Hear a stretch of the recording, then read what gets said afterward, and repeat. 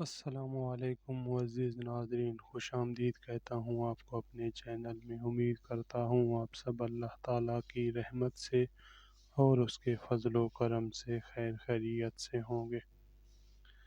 ایک روز زلیخا نے حضرت یوسف علیہ السلام سے التجا کی کہ ذرا آنکھیں اٹھا کر مجھے دیکھو، تو فرمایا مجھے اندیشہ ہے کہ اندھا ہو جاؤں۔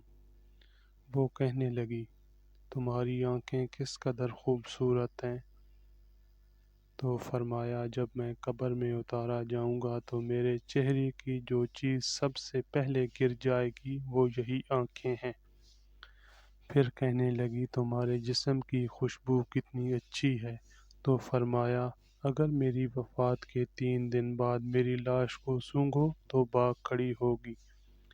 زلیخا نے التجا کرتے ہوئے کہا آپ میرے نزدیک کیوں نہیں آتے؟ تو فرمایا تم سے دور رہ کر خداوند عالم کی قربت حاصل کرنا چاہتا ہوں۔ اس نے پھر التجا کی میرا بستر ریشمی نرم و ملائم ہے، اٹھو اس پر چل کر میری خواہش پوری کرو۔ تو فرمایا مجھے خوف ہے کہ جنت میں میرا جو حصہ ہے وہ ختم ہو جائے گا۔ کہنے لگی اگر تم میری بات نہیں مانو گے تو تمہیں شکنجوں میں جکڑ کر رکھ دوں گی۔ تو فرمایا خدا میری حفاظت کرے گا۔